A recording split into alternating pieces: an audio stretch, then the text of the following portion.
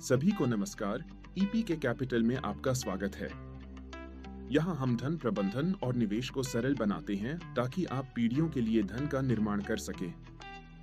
एक बोनस के रूप में मैंने उच्च निवल मूल्य वाले एनआरआई के लिए 7 महंगी टैक्स की खामियां, परिहार और अनुपालन पर एक रणनीतिक रिपोर्ट पर एक गहन गाइड बनाया है।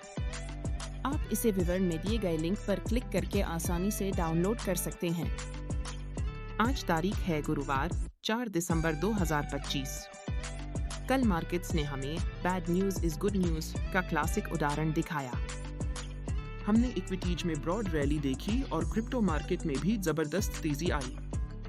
इसका मुख्य कारण था कमजोर आर्थिक डेटा, जिसने उम्मीद जगा दी है कि फेडरल रिजर्व अब आक्रामक होकर रेट्स कट करेगा। आज के शो में हम बुधवार 3 दिसंबर को हुई सारी बड़ी घटनाओं का विस्तृत ब्रेकडाउन करेंगे। हम बात करेंगे उस शॉकिंग एडीपी जॉब्स नंबर की जिसने ट्रेडर्स को रेट कट्स पर बेट लगाने पर मजबूर कर दिया, फेड की मैसिव लिक्विडिटी शिफ्ट की और दक्षिण कोरिया और पूर्वी यूरोप में चल रही राजनीतिक उथल-पुथल की। साथ ही बिटकॉइन वापस बुल टेरिटरी में आ गया है। तो चलिए सीधा नंबर्स पर नजर डालते हैं। वॉल स्ट्रीट कल हरे निशान में बंद हुआ क्योंकि निवेशक लेबर मार्केट के ठंडा पड़ने के संकेत देखकर खुश थे। लॉजिक सिंपल है, अगर इकोनॉमी स्लो होगी तो फेड को मार्केट में पैसा बनाए रखना पड़ेगा। बुधवार 3 दिसंबर को प्रमुख सूचकांकों का हाल कुछ ऐसा रहा। S&P 500 में 0.3% की बढ़त देखी गई और यह 6,849.72 पर क्लोज हुआ। यह इंडेक्स अपने इंट्राडे हाइट्स के बहुत करीब है, जिसका मुख्य कारण टेक और इंडस्ट्रियल सेक्टर्स की तेजी थी। डॉ जोन्स इंडस्ट्रियल एवरेज कल का टॉप परफॉर्मर रहा। इसमें 408 पॉइंट्स या 0.9% का उछाल आया और यह 47,882.90 पर बंद हुआ।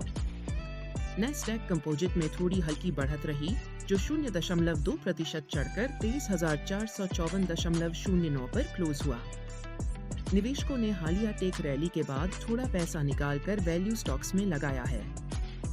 बॉन्ड मार्केट की बात करें तो यील्ड्स में गिरावट आई है क्योंकि ट्रेडर्स इकोनॉमिक स्लोडाउन को प्राइस इन कर रहे हैं।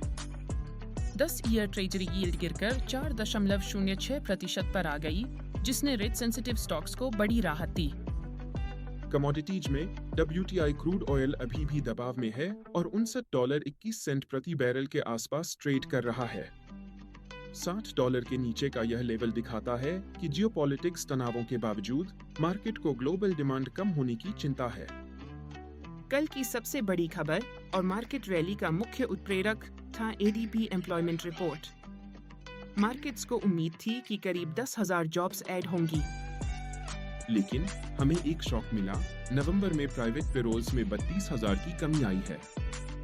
काफी लंबे समय बाद हमने ऐसा नेगेटिव नंबर देखा है। यह सिग्नल है कि लेबर मार्केट फेडरल रिजर्व की उम्मीद से ज्यादा तेजी से ठंडा पड़ रहा है। इस संकुचन से यह अटकलें बढ़ गई हैं कि मंदी से बचने के लिए फेड को अपनी अगली मीटिंग में कम से कम 25 बेसिस पॉइंट्स का रेट कट करना ही पड़ेगा। इस डोविश नैरेटिव को और हवा दी है एक क्रिटिकल पॉलिसी शिफ्ट ने, जिस पर लोगों का ध्यान कम गया। 1 दिसंबर से फेडरल रिजर्व ने आधिकारिक तौर पर क्वांटिटेटिव टाइटनिंग रोक दी है। 2022 से मार्केट से $3 ट्रिलियन खींचने के बाद फेड अब वापस लिक्विडिटी बढ़ा रहा है। बैलेंस शीट पर यह फेड पिवट रिस्क एसेट्स के लिए बहुत बड़ी बात है और यही वजह है कि खराब इकोनॉमिक डेटा के बावजूद स्टॉक्स रिकॉर्ड हाई पर हैं। हालांकि सब कुछ अच्छा नहीं है।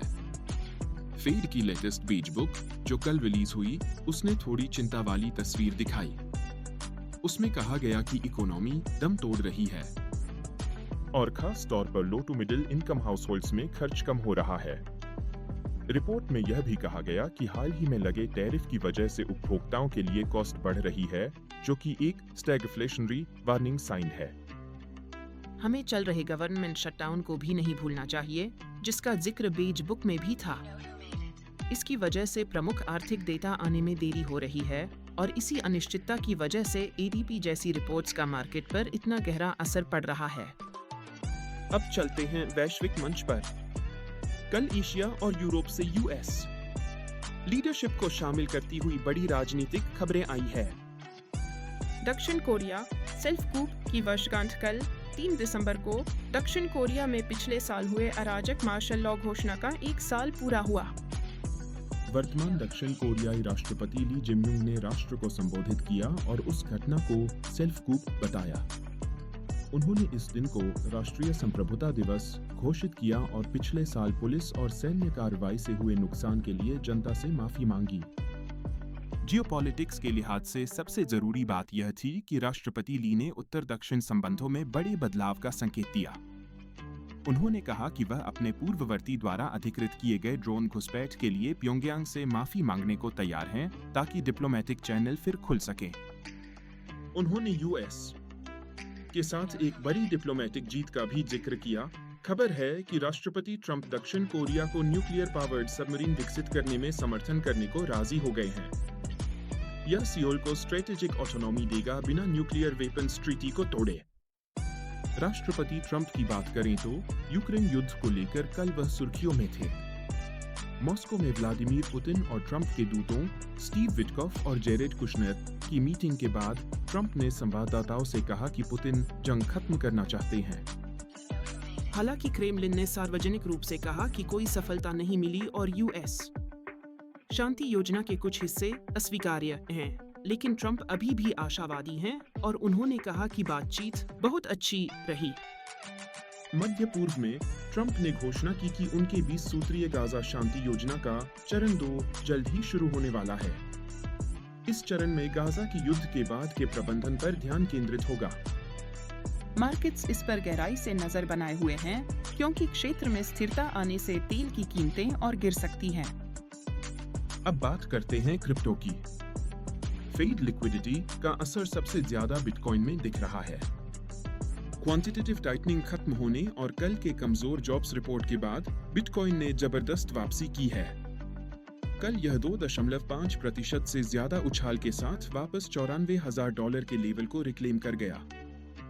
विश्लेषक इसे लिक्विडिटी ड्रिवन रैली कह रहे हैं क्योंकि फेड अब प्रभावी रूप से पैसा प्रिंट कर रहा है और खराब जॉब्स न्यूज से डॉलर कमजोर हुआ है, इसलिए इंस्टीट्यूशन कैपिटल वापस डिजिटल एसेट्स में फ्लो कर रहा है।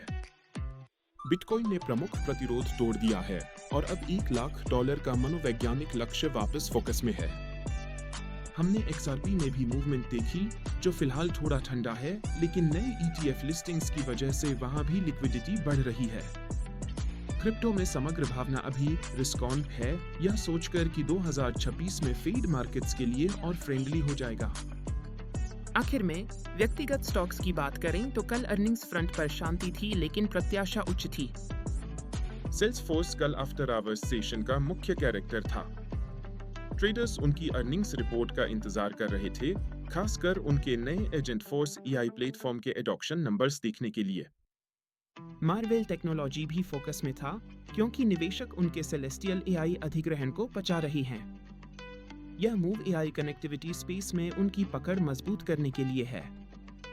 बोइंग में भी रुचि देखी गई क्योंकि उनके 737 और 787 लाइंस के डिलीवरी टारगेट्स में सुधार होने की रिपोर्ट्स आई हैं, जिसने कल डॉव जोन्स को ऊपर उठाने में मदद की।